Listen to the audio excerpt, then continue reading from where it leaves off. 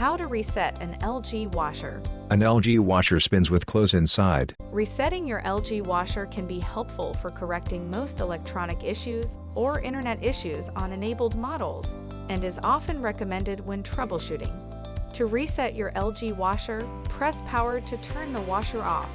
The power button, to the bottom left of the cycle selection knob, is circled in red. Unplug the washer from the power outlet or turn the circuit breaker to the unit off.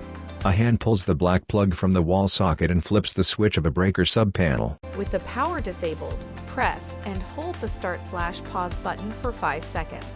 The Start/Pause button to the bottom right of the cycle selection knob is circled in red. Then plug the washer back in, or turn the circuit breaker back on. The hand plugs the black power cord back into the wall socket and flips the circuit breaker again. For further assistance, you can easily find our contact information on the LG.com website.